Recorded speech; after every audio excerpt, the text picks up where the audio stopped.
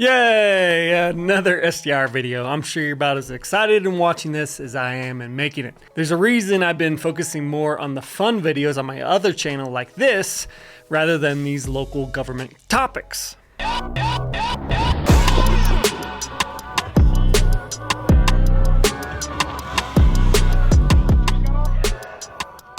Much more entertaining, right? All right, before we dig in, let me give you a quick synopsis for those that don't want to watch this whole thing. A couple of folks called out my video on the root policy study saying that I got it wrong. I mentioned in the video that their study included only in-town SDRs. Others claimed it was for all SDRs in the county. Well, it turns out that we were all wrong. After several emails and a Zoom call with root policy, they stated that their numbers were for what they called new demand SDRs, or in other words, demand created that isn't displaced from hotels, or tourists who would only stay in a SDR. After doing the math once again, it turns out that the total economic impact of SDRs is, well, about the same as my prior video, because the amount of units this new demand represents isn't that far off from the number of in-town SDRs or the spending it creates. The total economic impact is still probably well over $100 million. So there you have it. You can turn this off or you can keep watching if you're a data nerd like myself. So let's go. The controversy from my last video goes back to this slide. I thought the $9.27 million in economic spending was for in-town SDRs only. Bill Hudson claimed it was for all SDRs in the county, which never made sense to me because if you do the math based on his assumption, it means that SDR visitors spend about $4 a day on food. $4 doesn't even buy a dozen eggs anymore. So I proceeded to email root policy to get further clarification. Was I wrong? Was Mr. Hudson wrong? Well, it turns out that we were both wrong. Root policy went on to state the following. Our study does not measure the entire economic contribution of SDRs. That is because we are isolating the marginal impact of such units that account for new demand, not demand displaced from hotels. But I was still curious, how many SDRs does this new demand really represent, and how did they come up with that amount? After further clarification, Root stated that they went back to 2015, the year before the large prevalence of SDRs. Back then, 17% of the lodger's tax was collected by SDRs. They are estimating that's a reasonable share to attribute to new demand. If we go back to Root's technical appendix, this paragraph is key. Basically, Root policy estimated that 17% of new demand SDRs attributed for only 11% of total spending for our region in 2021. Now, this is key. They are basing this off the Mountains and Mesas region in a report prepared for the Colorado Tourism Office. So these numbers aren't specifically geared towards Archuleta County. More on that in a bit. But in this report, it states that the total travel spending in Archuleta County is $130 million. If you take 11% of that number, that leads to a total of about $14.5 million. Accommodations account for about 36% at $5.23 million, which leaves $9.27 million in local spending. So the big question here, about how many SDRs does that $5.23 million in accommodations account for? Early in the report, Root Policy stated that the average annual revenue of in-town SDRs is $31.5 thousand. If we divide 5.23 million by that annual revenue, that gives us about 166 SDRs. That's the approximate number of SDRs that this increased spending represents. So I was off by about 42 SDRs, whereas Mr. Hudson was off by over 1,000. And look, I don't blame Bill at all for that because of the way this study was laid out. It wasn't explained clearly, and it was indeed very confusing. This also means that the average SDR accounts for $87,000 in accommodations and local spending when accounting for both Bill's and I original assumption that there's 1,256 SDRs in the county. That means about $110 million spent by SDR visitors, with $70 million going directly to the local economy. If we plug these numbers back into the Root Policy study on local spending, we come out now with this. Certainly more believable than $4 a day for food, but still somewhat low in my opinion. After all, a day of skiing costs about $125 with rentals, 900% more than what these numbers indicate for retail and recreation combined, which leads us back to that regional study. Wolf Creek isn't even included in our own region that this study is based off of. We're being lumped into places like Durango, which has nearly the same amount of STRs as Archuleta, but 26 times the number of hotel rooms. Compare that to Pagosa Springs, where there's only 594 hotel rooms, according to our local tourism director. Now, that doesn't include Wyndham, which is a timeshare program that doesn't have to pay a lodger's tax, but when rented out as a STR, they do have to pay that lodger's tax.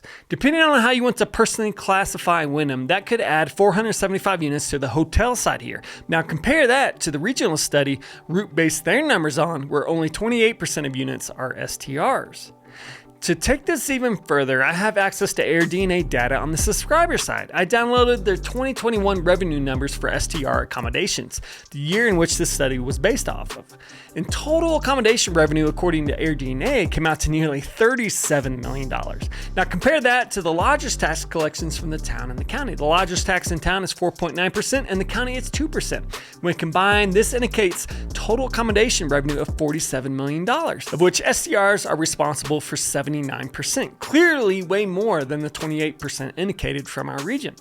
Now, AirDNA showed an average of 1,129 STRs throughout 2021, which indicates that the average STR brings in annual revenue of $32.8 thousand a year. On top of this, STRs house more guests than hotel rooms. AirDNA shows an average of 6.6 guests per STR, based on occupancy rates of 36% for STRs and 57% for hotels. This means that STRs are bringing in over 1 million tourists a year, 3.6 times higher than hotels here. Now, Root Policy did mention to me that they took out Wyndham in their numbers and came to a county-wide total of only 750 STRs for 2021, significantly less than what many of us have estimated, especially when Bill and I are going off 1,256 in the county. So if you base the averages off of that, that means 24 million in accommodations, 42 million in local spending, for a total of 65.4 million, which indicates a 51% share of the lodger's tax, which is still a majority of tourism. But it's probably even higher than that. Now, Root Policy won't let me see the data on an individual level due to their sharing restrictions, but most of the STR homes here are 3 bedrooms or more. On AirDNA, 3+ bedrooms make up 68% of all available STR bedrooms in the area, and many of the Wyndham units are 2 bedrooms or less. After quickly looking through these Wyndham units on AirDNA, they seem to have lower occupancy rates. In fact, I grabbed 100 STRs at random and found that 3+ bedrooms had about a 40% occupancy rate, whereas 2 beds or less had a lower rate of 33.6. When you factor in the extra guests, it's my belief that even using only 750 STRs, it's likely that their share of tourist spending is approaching 60+%. Especially when you factor in the personal visits owners make to their own STRs, which is not included in the AirDNA data. Those dates in which owners stay in their own properties are blocked off from Airbnb. Only 29% of STRs here are available to stay for more than 270 days, which would be considered full-time STRs, which leads me to believe that the average owner here stays in their own STR for about 2 to 4 weeks a year, but honestly probably higher than that. Based on the average of $425 a day in local spending per STR, that means about 4.5 to 14 million in additional spending, but I could see that as high as 20 million, honestly. So if we really tried to boil this down to a real number for total economic impact, it's somewhere in the range of 70 million to 123 million, depending on how you want to classify timeshares.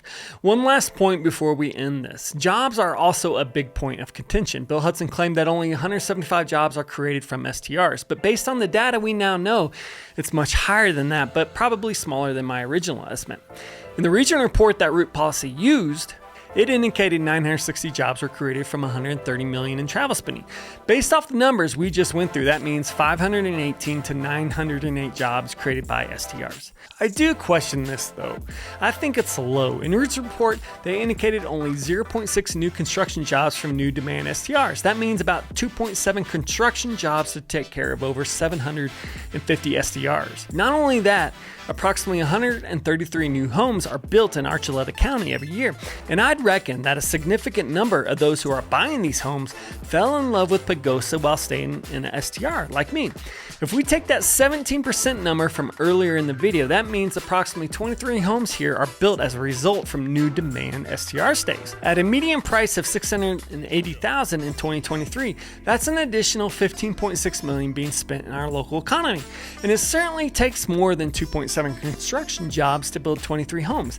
And that doesn't even take into account all the impacts from all the STRs. It's likely much higher. And Root Policy stated that they wish they could have included this, but since there's no statistical method, they couldn't. Which is why I think overall that this regional study is low in their estimates of only 130 million spent in our economy due to tourism here. We were lumped in with bigger towns like Durango, which have much more diverse economies. Root Policy stated in their own study that only 40% of homeowners here live here full time. Compare that to the national average of 65%. I think the total number of economic spending is much higher than just 130 million. Now, I'll leave it up to you to speculate on just how much, but I will say that I should have been more critical in my initial video. I rushed through it when I should have taken more time. With that said, if you think I got anything wrong, I'd love for you to comment below. I value well thought out disagreements that challenge my thought processes and my biases. All right, back to the more fun videos now that I get to make on my bigger channel. Cheers, Pagosa.